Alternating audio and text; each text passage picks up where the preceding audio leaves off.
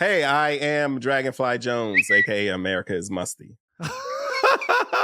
I am the Jethro Jenkins, aka John. I'm Gardy B, and this is the Jenkins and Jonez YouTube channel. We've got fresh YouTube exclusives dropping every week. Like and subscribe so you make sure you get everything in your feed.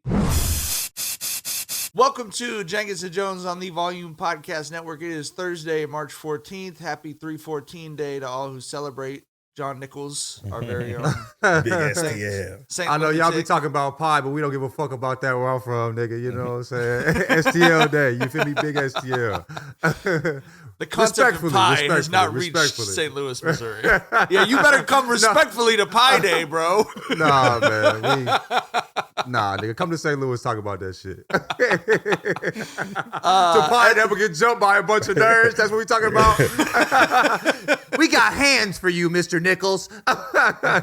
As always, you can catch every episode video on youtube.com/@JenkinsandJones. I know a lot of people have been enjoying watching these Love is Blind recaps on YouTube. This is our special finale to our Love is Blind recaps, the Love is Blind reunion recap. And let's talk about the sanctity of the experiment. How dare anyone come on Nick Lachey's reality television show looking to get famous on a reality television show? My words. Bro, tying into that, bro, like it was such a production in like the most over the top way. Like they open this shit up and they're like, yeah, for the first time ever, we're coming to you live from the set. And they go and they sit in the pods and they, flirt with each other and all that. There was a joke that Nick cracked, that Vanessa cracked up at that y'all probably didn't catch because, this is y'all first season, where he was like, if we were at a music festival, could I put you on my shoulders? That was a joke. No, you told us about that. Okay, I told you about that. Yeah. I got to lean over to Shar and be like, because this motherfucker. And she was like, I listened to the recap. I heard it. Yeah. A throwback to Shake, the worst motherfucker in Love is Blind history there. But yeah, and then they go into like the girlies' room and they're like, ladies, are you ready? And Jessica's like, are the fellas ready? Ooh. And then they go to the fellas' room and Jimmy's like, hey, take it easy on us, Nick. Right? Like it was just cheesy in like the best fucking way. But yeah, but to your point, and then they had fucking, they brought out the couple and they had Trevor in the back and they gave him a countdown. They put that motherfucker 29 minutes and 32 seconds before Trevor joins us. Right? And Trevor's back there. Right? Yeah, I love the drama. I love the over the top shit. Yeah. That's what we're here for, man. And Trevor is back there, just looking pensive like it's about to be fucking game 7 of the fucking NBA finals or some shit. That eczema was a little more red today too. You know what I'm saying? He thought he was going to propose to Chelsea. I think he thought he was going to propose to Chelsea like on the stage. Like he was like, he was like, I had a whole speech plan. Like he thought he was coming out for like a moment. He didn't think he was coming out to be browbeaten for doing the same thing every other person on the show did. Coming on the show to get famous. Bro. No, it's different. It's different because Nick said we got Trevor backstage and we're gonna address the rumors, and we were like, oh shit, So we knew about the girlfriend screenshots, right? He ain't saying we're gonna address the season. He said we know the streets is talking, and we gonna hold this man accountable for, like you said, disrespecting the sanctity of Love is Blind. You didn't come in here with the purest of intentions, Trevor. You were one of the 40% of men on this stage who were engaged before coming on the show. I'm gonna keep it a bean, y'all. Like I think the experiment is crazy. There's no way I would motherfucking participate in that shit. I think a lot of this shit was ridiculous as far as like, I love you 3 minutes after meeting. We're best friends a week and a half after, learning somebody exists. But them motherfuckers take it seriously. It's a year after, and they're calling each other best friends. We saw Clay on there crying. We see a lot of them crying about their experience they had. Regardless of how I feel, I was not a part of that. But I think there's very few people on this planet that have done what they have done in that experiment, been on Love is Blind. And it seems like a lot of them have built connections, even from different seasons, because of the experiment. So regardless of, yes, I feel like it's stupid. The sanctity of what? Fuck that shit I was telling Rob the whole time. Like, these niggas fucking weird.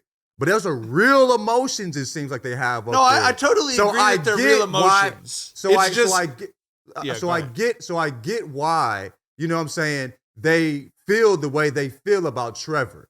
Because it seemed like what the people who were on that stage came to do is different what Trevor came to do.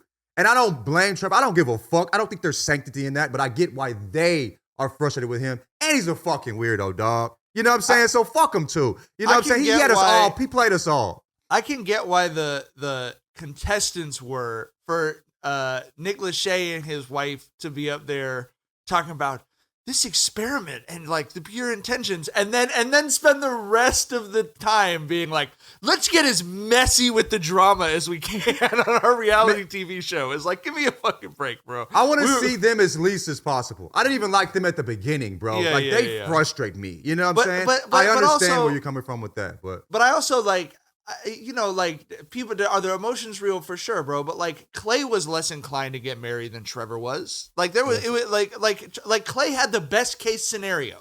There couldn't have been a better scenario for Clay, and he still didn't get married. You know what I'm saying? The intentions were very different there, though. The intentions were very different. I think the wrinkle that's out of here with Trevor was he wasn't just, you know, there bullshitting with the cast of Love Is Blind. He was a dickhead to his girlfriend. He was an all around asshole. He was an asshole in the real world, and he was an asshole when he stepped in those pods, right? Like that's the whole thing. Where is your redeeming quality, bro? You were a dickhead before you stepped into this experiment and during this experiment, right? Yeah. Like so you know, I think that's he was playing with the girl, not just a dickhead. He was playing with the girl, playing with the experiment, playing with the people that are part of the experiment. You know what I'm saying? That's why I thought talk shit on him for that.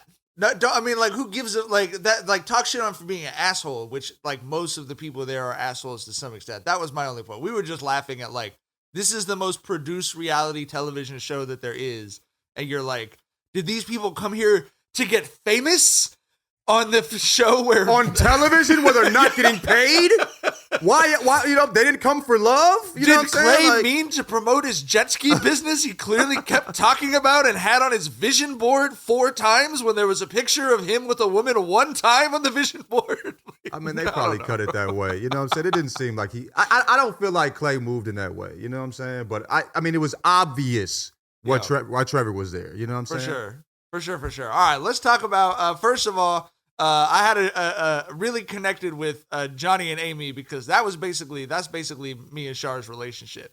Sitting on stage with our crazy ass friends, looking around like, yeah, I don't know. I don't know what to tell you. Could be me. The funniest shit in the whole show to me was when they asked him like, "Have you guys had a fight yet?" And you could tell they were almost embarrassed after all the shit everyone else had been saying to be like, "Nope."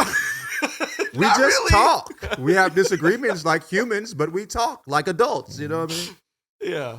Salute, bro. I don't know. I told you, man. Bro, yeah. Like I said, the biggest hurdle in their relationship was fucking Johnny just really wanted to go raw. That's it, bro. That was the biggest problem they faced. People have survived way worse. I promise you, dog. They are going to be good forever, man. I love you so much, I want to enjoy you the way God intended. That's what he wanted. You know what I'm saying? That's all he wanted. I don't think that's necessarily a problem. You know what I'm saying? So, not toxic the way Trevor is. You feel me? No, I appreciated the way they talked about it, and that like he's comfortable enough with her that when she was like, I had to really educate him on what the different options were, and he was like, she did. And he's comfortable enough with himself. What he just said. And I love that for him, too. He was comfortable acknowledging, yes, I've never heard of an IUD. Yeah. I only knew of the balloon you put on your dick. You know what I'm saying? And I knew I didn't want to take part. But, you know, all right. That too. Let's talk. Okay. I mean, y'all already brought it up. Obviously, I think this is what everyone is probably talking about today. But Clay and AD continuing to have just the realest fucking emotions and stories. And I think all of us, even as happy wife guys, could relate to both of them probably during the conversation that they had with each other. What did you guys think of that moment? And is that the end of the story, or is the door still open in your opinion, Tyler? I think that, you know, before kind of discussing how AD and Clay came across, we have to kind of discuss Trevor just a little bit more. Yeah. You know, when he came out there and, you know, they basically, you know, held him accountable for the bullshit that he pulled, where he, you know, lied to his girlfriend about how he was just doing this for the fame. And then he went there and misled the woman there about not being involved, and, you know, just cut it off with his girl. And, you know, of course he left with nobody, which is we were heartbroken when it happened, but hey, good on Chelsea for shooting that motherfucker down, right? God knew, Me and Chelsea deserved each other, bro. I don't know. I would have been fine with. I would have been fine Chelsea, with. Hey, she walked into that spray tan shit and told him, "Give me the Donald Trump, bro." That shit was that was the most aggressive spray tan. Chelsea was insecure. Trevor was a dickhead. There's a very big difference. I feel like, you know what I mean. And so Trevor went out there, and of course we got the over dramatic production again with fucking Nick reading Trevor's text and Vanessa reading his girl's text, right? And this motherfucker they did what we did with Solomon's fucking Twitter thread. Is what they did, bro. Right. And that motherfucker was laying it on thick. Baby, I love you. I can't wait to live this life with you, pumpkin, and all that shit. Like, bro. And then he gets out there and he leans on the whole, I might as well just admit I'm trash. He leans on that whole angle, right? And you can tell that Trevor was there for PR. Right, he was there for damage control. You could tell that, right? He's trying to save his TikTok following. You know what I mean? Exactly. I am who you think I am, even though I'm not who you think I am. Yes, and I say that because we have to point out that in contrast to how Clay came across, because Clay, they tell us this is a year later, and Clay's like, I said I was going to do the work, and I did the work, right? Like he said, I went and I got therapy. I tried out a couple therapists until I got the right fit, and there was a moment where he just flat out apologized to AD, and you could tell that shit kind of took AD on a ride, right? Like you could tell that there was an emotional roller coaster going on over there, and he just flat out apologized. He was like, you deserve better than that. I'm so sorry that I did that. That I wasted your time, your family's time, and it was so genuine, compared which is to very different from his father. Yes, he did things that mimicked his father in particular ways, but he was apologetic and said what he did. Admitted to what he did. You feel me? So and like I said, completely different opposite end of the spectrum from that bullshit Trevor pulled, where Trevor was just trying to lean into the I'm toxic. I know that I'm trash. Well, yeah, you are trash, and that doesn't change anything, right? Like Clay has realized there was some shit he needs to work on, and he did the work there. And there was a moment there that really, really moved me, where Vanessa asked AD if she would date Clay, right? And AD gives Clay the butterfly eyes and says no comment. And then they ask Clay, and Clay says 1,000%. And then, AD kind of switches up. Like I said, an emotional roller coaster. I completely understand the girl. And she's like, nope, you had your chance, and she said, you played in my fucking face, and you had your chance. And, basically tells him, we're done. But what moved me was, moments later where he was, Clay was talking about his journey, his therapy journey, and he was like, I just wasn't a good guy. And AD has a moment where she just reaches over him and touches him, and she's like, no, you're a good guy, you're a great guy, right? And then that moment moved me, because I didn't look at that like, that was after AD said he had no chance, she would never date him again. I didn't look at that like AD wasn't standing on business. I looked at that like AD saw someone who she loved being too hard on himself. And she stepped in for reassurance. I did not look at that as, like I said, I didn't look at that as like AD was stepping off business, or that was a weak move on her part. I look at that as a very human thing from AD, and that shit moved me right there, bro. Yeah, I don't think he has a chance. I don't think he will happen again. I think what he did was too heartbreaking, and it's very hard to come back from that. Like you said, Mike, early in the last one, prior to getting on stage in front of the family and friends and all that, he should have said something. Instead of, kind of mimicking his dad's actions in a particular way. He was apologetic about that in ways his dad was, and I do give him, props for that. But, I do think AD, when she went back home and saw what she put into it and figured, I can't do anymore. He's done the work, but it's too late, it seems. He needed her to not see the TV show. Yeah. You feel me? Yeah. And that helped. That didn't hurt. She probably related, and that just stamped what she was already feeling. You know what I'm saying? So, he going to have to take this one on the chin, bro. He said she's the love of his life, and she may be. He'll be all right in the morning, though. You know what I mean? It's going to take some time. You lost a good one, bro. You know what I'm saying? But in that experiment, I think with what he had been through, and, I think, and how the experiment is set up, he wasn't built to be successful in that experiment. It doesn't give him any excuse for how he acted. There was better ways to do it. You know what I'm saying? Like you said, letting her know earlier, but he wasn't going to be successful. It's just it's a fucked up situation, but I don't think she is going to go back, and I don't really know if she should. I don't, you know what I mean? I think she's making the right decision for her, and I I think both of them are solid people. Though. Yeah. I I think Clay was genuine. Like there were times his voice was cracking. You could tell he was. There was times where you could see in his eyes where he glossed over it. There was, you know what I'm saying? Like, Yeah. Like I said, Clay, genuine, completely opposite end of the spectrum from that bullshit Trevor pulled. Clay was a genuine dude, who seemed genuinely remorseful, who seemed like he genuinely cared about her, who seemed like he genuinely put in the work to be a better person. And at the same time, that shit doesn't even matter if AD doesn't want to deal with you anymore, bro. You feel me? Because you've given her enough reason not to. Right. And he spoke about and I think the reason he did it because like he said like at the altar he was going back and forth. He didn't know the decision he was going to make. He was scared. You know what I'm saying? But he didn't know. He said it felt like he was up there for 3 days, and I can understand that. I could a huge life decision like that. Understand? Right? Yes, being what he's been through as well. And so So I mean, like we talk about him saying I don't think he knew until then, and I think he did the best he could. It just isn't enough, and he was right. AD deserved better. Yeah, it's almost like the people who were for the sanctity of the experiment flew his dad out to the fucking wedding just to like throw an extra wrench in the kid's brain. You know what I mean? Like, that's the part of it that's like this whole thing is produced to make memorable television. You know what I'm saying? And their relationship and what he said, even in the reunion, was incredibly moving to me too. Like y'all, like how can you not feel for him? Being as open and as genuine as he was about what he's been through. And I would say he's either had great media training or he's the poster child for therapy because his whole way of speaking and presenting himself was so much more settled and like present, than like he didn't have the like, yep. Like he lost a lot of that like kind of nervous energy. That's probably therapy, bro. Therapy in general might make you more anxious when you're dealing with your issues, less anxious when you're dealing with your issues. Yeah. So that's what it seemed like. But I felt like the there was two moments you guys didn't touch on that I wanted to bring up was first of all, what was the name of the dude from the previous show that he was talking about, Tyler, that he talked to? Brad. I call him Brad. He like the homie Brad. Did he not look like just Brad? like Brad, bro. He talked just like Brad. That's a Brad ass nigga. Me and Rocco was like, that is Brad. Even his fucking disposition and his mannerisms were very similar. But go ahead. But I think we talked on the last show about the importance of finding a way to get out from under your parents' shadow, and you almost had this like good angel, bad devil on the shoulders of his dad and Brad. Or what's the dude's real name? Brett. I don't know. We gonna call him Brad, just like we call Jeramey Doug Funny, nigga.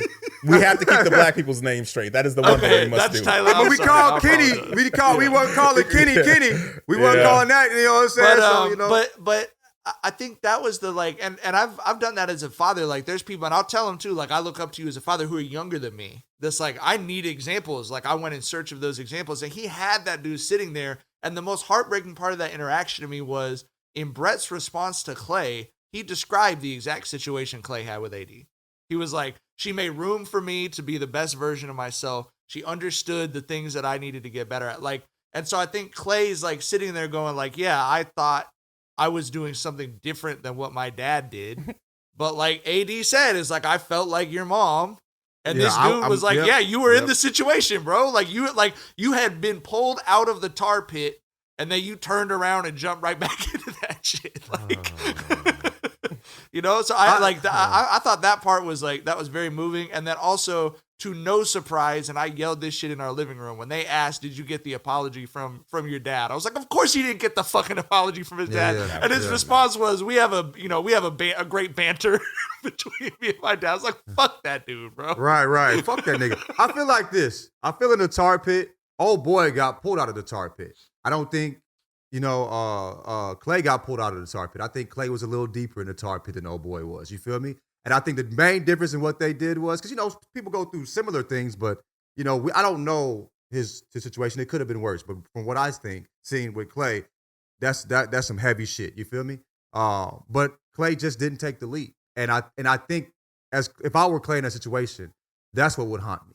You know what I'm saying? Is that had similar, bro. And he took the leap and I didn't. And the thing is with this, like, if it doesn't work out, it doesn't work out. You know what I'm saying? And you get a divorce. It's not the worst thing in the world. You know what I mean? But if you play, like she said, play in my face, treat her in a similar way to you, how his mom was treated, and you know what I'm saying? there's no coming back from, what he did, it seemed. And I mean, I think in general, but particularly with AD and her response when she was just like, he wasted my fucking time, my nigga. You know what I'm saying? There was that came across kind of heavy, bro. You know what I mean? It seemed like that was a hard stop at that point. Yeah, as a lifelong hot water inner guy, once they start sprinkling in that anger, hey, bro, I was a habitual fuck up before I met wifey. We've had our conversations, my boy. Yeah, but yeah, once young niggas. They start talking about your past with like a hint of anger and resentment. Yeah, that's when you're done. Yeah. Damn. I mean, we saw how she got emotional. There's still love there. But she's just like, I'm not gonna play myself with this nigga.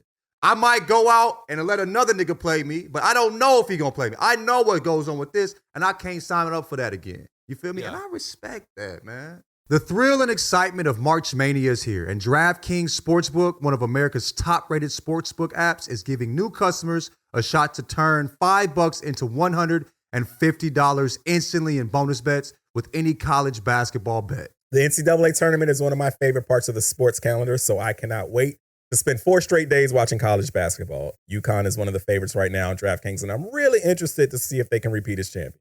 Download the DraftKings Sportsbook app and use code Jenkins. New customers can bet $5 to get $150 instantly in bonus bets only at DraftKings Sportsbook with code Jenkins, Jenkins.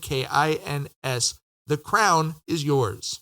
There was more than just Johnny and Amy saying that they're in a happy relationship. Jeramey and Sarah Ann have apparently been living together for several months.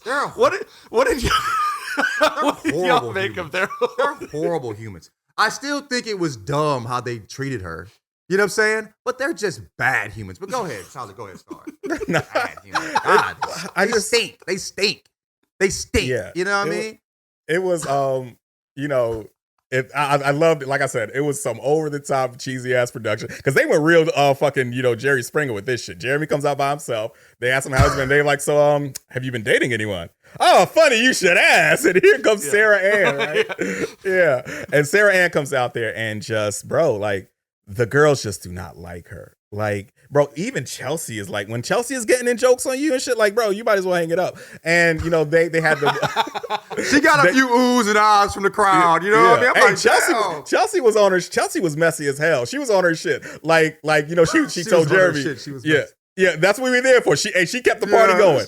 Because she was like, well, Jeremy, you said that y'all are happily together. I've seen you twice, and you every time I saw you, you were single. Like, what was that about? Right? And then Sarah Ann looked at him like, nigga, you feel me? Yes, that was news to her. And so they dial Laura, and Laura's at work in Barcelona, and basically, Laura's still not fucking with Sarah Ann, but they give us some fucking unreleased footage. They show us the footage of Laura and Sarah Ann talking at the lake, where basically, Sarah Ann was like, I wasn't trying to hate on you with that DM. There's absolutely no way you can try to rationalize that. You was dirty macking. If you leave the door open, you dirty macking. I don't give a fuck how she tried to put it. But, Laura basically just told her to her face, yeah, I'm still not fucking with that. You and him, y'all do what y'all do. I'm done here. And, Laura's on the fucking teleconference basically saying the same shit, right? Like, she's like, bro, Jeremy, you're not accountable. You have just never owned up to this shit. Facts. You're a clown. But the funny shit that came from that fucking speech at the lake house was when Laura told Sarah Ann, he told me after I told him it was over, he's like, you're going to ruin my reputation. I'm going to be worse than Jimmy now. That was so fucking funny, bro. I was like, where did that fucking stray come from? And then they come back and they cut to Jimmy, and Jimmy's kind of tight about it. Oh, Jimmy was red-faced. Yeah. And Jimmy looked decent with that beard. He didn't look so much funny. Hair is a man's makeup for sure. Yeah. And so Jimmy calls back to a time when they were in the pods when he broke it off with Jessica, and he was fucked up about it, and everyone was like, consoling him. And Jeremy says, well, at least I won't be the biggest villain of the show. Like, just a dickhead move, right? So Jimmy was like, I haven't been fucking with you for a minute, and you just, cemented that for me there. But yeah, it was hilarious. Like I said, the girls were not fucking with Sarah Ann because, basically they had that moment when Laura's when Laura called Jeremy a clown, And Sarah Ann just hopped out. I don't even think she was going to bat for her man. She just wanted to get some shit off her chest with Laura. Because she was like, clown, you're the clown. Because I found out you were talking shit about me in the pods. And you saying I'm a pick me girl. You're the pick me. You're not the girl's girl. And then fucking Jessica comes off the top rope. And it's like, you aren't the girl's girl. To Sarah Ann, right? It's like some Royal Rumble shit going on there. I love how not being a girl's girl is like, nigga, that's you, the trashiest of the trash. You're throwing it around like, you feel me? I love that part. They thought girl's girl was like the crown of England, bro. They was right. You are not the true girl's girl. Right. And it was a funny shit because Sarah Ann was like, how y'all gonna say I'm not the girl's girl when y'all kicked me out the group chat? And Chelsea, being messy as fucking again, was like, okay, well, how about why'd you unfollow all the girls after the lake party and just still followed our fiancés? Right? I mean, no, that makes sense though. Of course she did. They were being dickheads to her there. We spoke to that. But also, Jessica said she just kicked her out of the group. Jessica said she kicked her out of the group. Jessica was, Chelsea was like, I didn't kick you out. Jessica was like, I did. I'm the one who kicked you out. You feel me? But also, let's be honest about this. They was calling out Jessica because their interaction with Jimmy. They're talking about Sarah Ann. Let's not forget how Chelsea was swinging off of Trevor. You know what I'm saying? And Trevor was joking about, you know what I'm saying, like, taking her from Jimmy, and she was, very laughy and leaning on biceps. They pick and choose what they make bad and not. And I don't fuck with that. You know what I'm saying? I don't fuck with Sarah Ann and Jeramey. I think they're horrible humans foundationally. Yeah. But a lot of weird shit was going on at that lake house shit that they didn't point at. You know what I'm saying? So everybody was odd. And they even pointed out Jessica and Jimmy and how they were interacting. I'm like, Chelsea was over there swinging off Trevor, you know what I'm saying? Yeah. Had him by a string of his motherfucking psoriasis, nigga. Like, you know what I'm saying? Like, come on, nigga. The fuck? Come on, G. Let's be keeping it a bean. A lot of niggas was being weird about shit.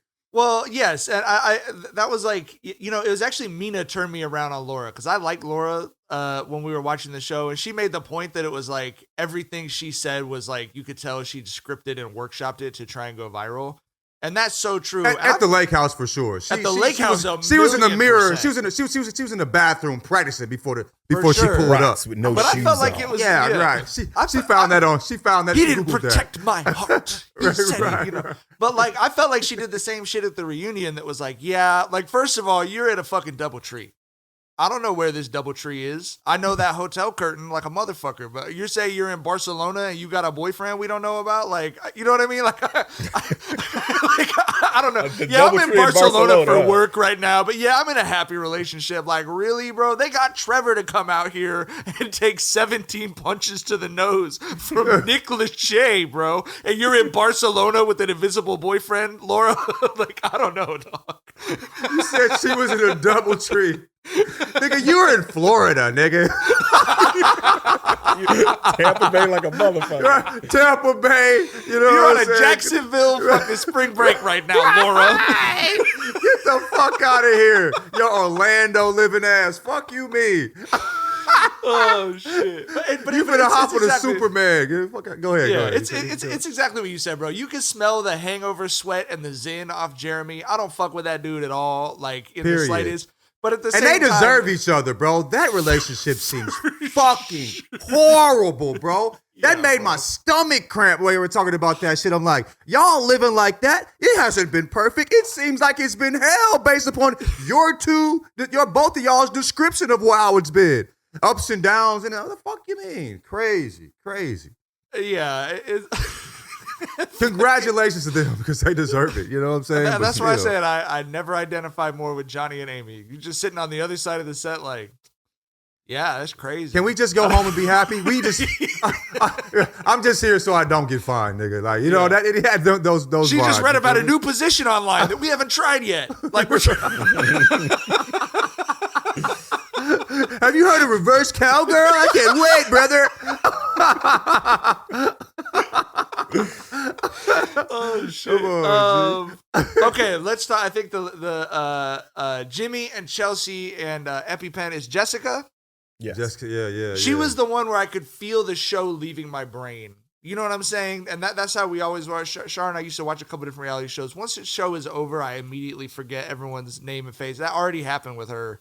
as the reunion was happening, she was the first to walk out the door of my brain. But what did you guys think of the interactions between them? And now, first of all, how many shades of bronzer was Chelsea away from blackface, in your opinion? She had that Hulk Hogan goddamn spray tan on there, brother. But yeah, Brother. Hell yeah, brother. Hell yeah, brother. She walked in and said, "Give me the hell yeah, brother." but yeah, it's I think Chelsea has finally come to her senses and realized that her and Jimmy just weren't right for each other. You know, that's what it felt like. Then we kind of, you know, we got the news that Jessica wasn't fucking with Jimmy. She was like, you in these interviews talking reckless. You besmirching my name, saying I went in there and stormed out in 10 minutes. And Jimmy was like, yeah, it was 10 minutes. These messy motherfuckers pulled the receipts, and showed that conversation they had was like 2 hours long. And Jessica was right. So that was crazy. I love how Jessica be like, listen, I got a kid. Y'all ain't gonna play with me up here. You feel me? And she is very protective of her shit. And she stand on all of that shit. I love how she's doing that. I'm going to tap into the next shit. What's it, perfect match? Can we do some shit on that? I think we might need to lean in. You know what I'm saying? I think we found something here. I'm like, I might want to see what's going on. But nah, man, like, bro, I love how she moved and she's standing on shit, stood on shit. And she never really got outside of herself. And also, I love how she speaks about her fucking daughter, bro. Mm-hmm. She loves the hell out of the girl. She do not play about her. And that's beautiful.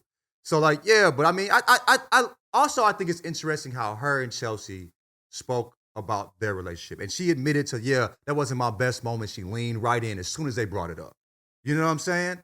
So yeah, she moves in a way that's very healthy. Maybe that's because she has a child and seemed like she might have been forcing it, being that she's been through a ton of shit. Yeah. But yeah, I mean, I mean, as far as them together, I'm not really, you know, like Mike said, I'm not really bought into like what their beef wasn't the thing that I was really looking forward to seeing. Same.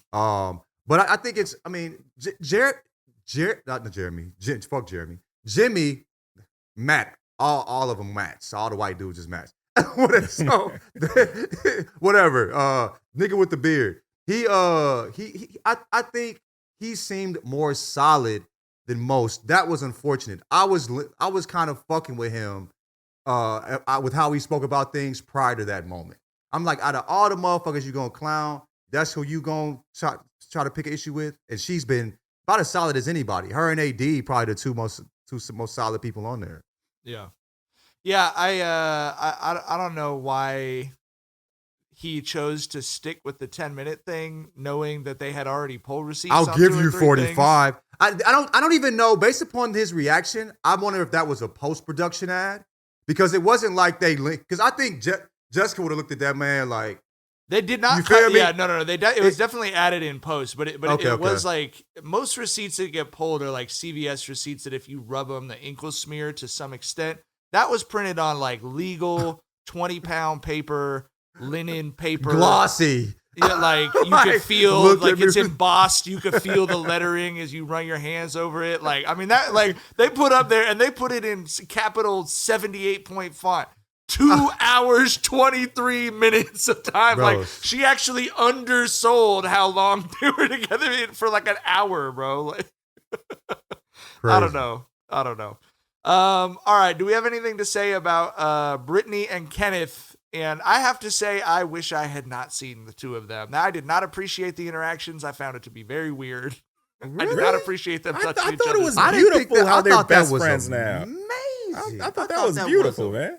Amazing. God bless I love that for them. God bless I mean, y'all. Dude, like I don't know, man.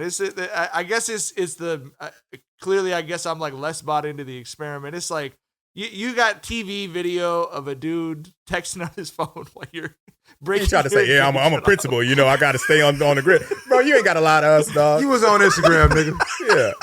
Look, the grandma might believe those lies. We're not that old, dude. We know you ain't texting your fucking students, bro. Come on, man. I had to check in with Johnny's mom to make sure his test scores were okay. Like, no. Trevor took his shirt off on one of his photos, and he had to make sure he liked it. That's the part of it. Man. That's the part of the dynamic of the relationship that was like, if she's serious right now, I need someone to come and have a heart-to-heart with her. Yeah. I mean? But this is the thing I do. But this is the thing I do love. Like for me, like all the people who I've been in relationships, you know what I'm saying, with, we have been friends afterwards. You know what I'm saying? I have never had a messy, I hate you, I never want to see you again. No, I've never, I hate you, none of that shit. You know what I'm saying? Like, I've gotten invited to a wedding after a college relationship that was toxic because at least the fucking breakup was respectable. You know what I'm saying? Like, there was love there and stuff like that. I just feel like it's really weird to tell somebody I love you and to spend so much time and have these experiences with somebody and then cut them the fuck out your life. Let's go the hard way.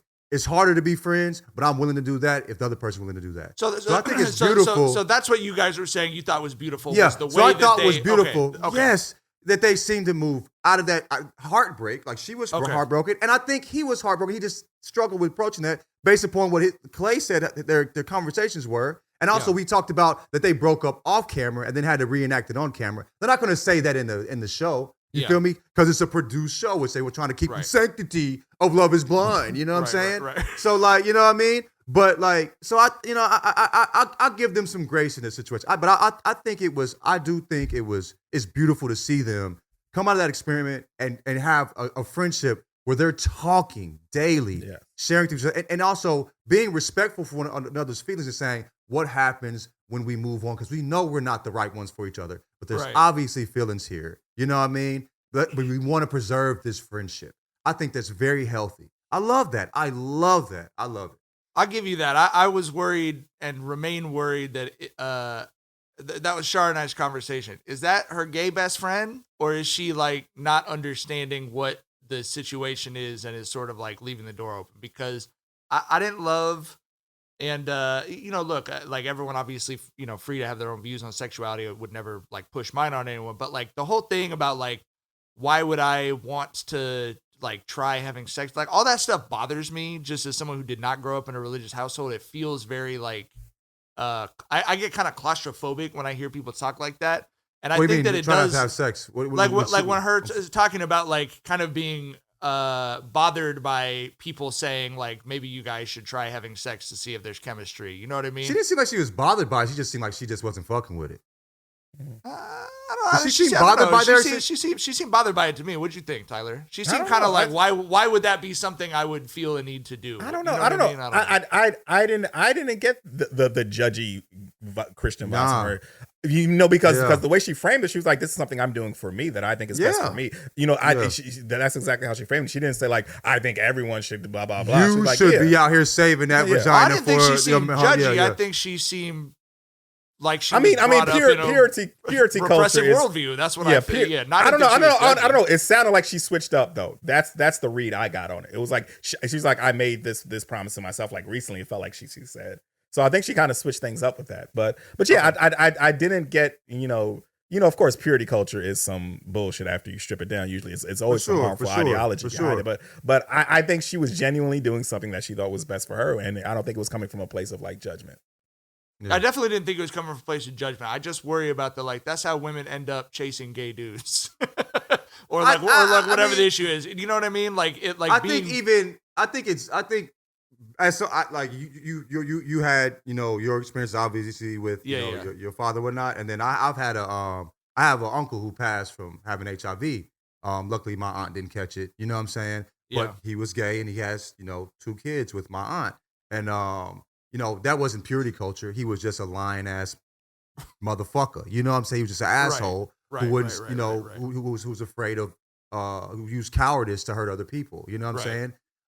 So yeah, I mean, like, I think there's multiple ways for that, but I feel like her choice was her choice, not due to him, not because of him. And I think like we all are watching the show and we see what's going on, right? Yes. Or we have our belief. Cause I mean, we don't know, you know what I'm saying? This is what we feel, you know what I'm saying? And she doesn't feel that way, and that's fine. But that's the decision she's making. So I don't feel like, I don't know. I don't feel like that in itself is setting her up, and I don't feel like, yeah. But I mean, I think if he's lying, if it turns out he's lying, it's fuck him. But yeah, man, I do like, based upon the information we have, I do find it solid how they've moved, and if he is what we believe him to be, I hope he is being honest with her. I don't give a fuck about me. I got gay homies that never came out and said, I just want to let you know We just knew that was just a homie, and he happened to be gay. And I didn't say I was straight, nigga. Like, what the fuck? You don't know me shit. You know what I'm saying? So I hope there's just a lot of understanding with them, because that's a different situation than me and my friend. You know what I mean? Yeah, or friends. Yeah. I also respected how open he was about, like, he didn't do the, like, they tried to edit it to make it look like I was on my phone. He was like, I was tweaking. He said, I get it. I was tweaking. Right. Yeah. So. I had a lot of respect for that. He seemed more solid. He seemed more solid after in that interaction too. You know what I'm saying? So there's probably understanding, I would imagine, if the case is what we think it is. Yeah. All right. Well, the next season will be in Washington, D.C., according to the sleuths on the internet. That might be fire. Hey. We've seen them out. DC got DC got the baddest, the most beautiful women on the planet to me. You know what I'm saying? Yeah. Like, flat out, bro. Flat out. And word on the streets. DC in Atlanta.